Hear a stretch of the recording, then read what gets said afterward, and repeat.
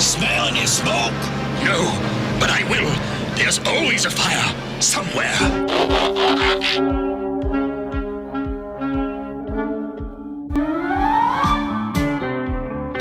Nothing escapes Red Alert's notice, no matter how small. When his sensors are activated, he thinks trouble is coming. Red Alert is edgy and unpopular with his comrades, but they appreciate him just the same, as he can trigger alarms in other Autobots. He has excellent sensory perception and is fast in vehicle mode. He also carries a 25-mile range rocket launcher and particle beam rifle in robot mode. Red Alert is prone to rash judgments, which can lead to injury to himself and his comrades. Originating from Takara's Diaclone line in Japan in 1983, the toy that would become Red Alert was a recolor of the Lamborghini Countach released earlier that year. Given a siren light bar, this new variant was detailed to become a police car. The yellow Lamborghini was imported to Hasbro in 1984 and recolored to red, becoming Autobot Warrior Sideswipe.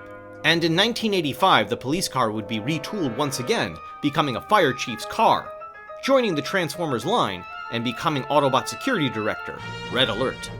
Like many second-wave Autobots, not only did Red Alert magically appear one day in the middle of the second season of the series. Like his contemporaries, his figure was only on sale for 1 year before it was discontinued in 1986, and by the end of the second season, he would disappear from animation altogether. In Marvel Comics, many of the second-wave Autobots joined the ranks, having had their memories stored on crystals on Cybertron before leaving for Earth, and then having their memories transferred to new bodies by Optimus Prime and Wheeljack. Oddly, from the second wave, Inferno and Red Alert are the only two new Autobots to never join and never appear in the American version of the comic. In the end, Red Alert was planned to ultimately be gunned down by the Constructicons, in a sequence revealing his death in 1986's Transformers the Movie. The sequence was storyboarded, but never completed.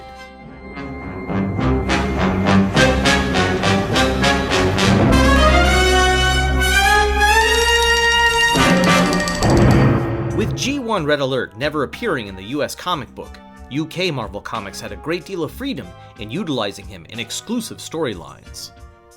When Autobot Brawn loses self-control, Red Alert bravely takes on the much stronger bot to prevent further danger, and an older version of himself later appears with a group of time-traveling Autobots from the distant future year of 2009.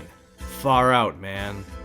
Although never showing up in the original US comic, he does make an appearance in Generation 2, as well as 2012's Regeneration 1.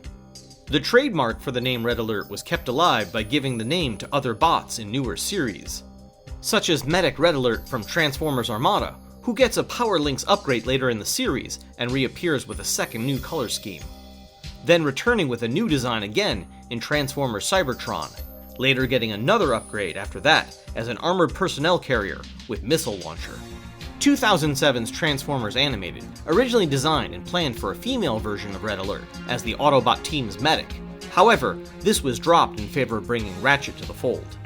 Ironically, Ratchet was originally intended to be a female character, named after Nurse Ratchet from One Flew Over the Cuckoo's Nest. You see, these things have a funny way of coming full circle. This female version of Red Alert got a brief appearance in the third season, and by brief I mean her ass got blown up real quick.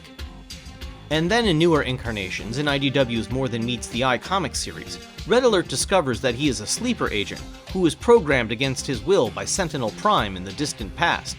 When Red Alert is activated in present day, he is able to resist and take down Sentinel.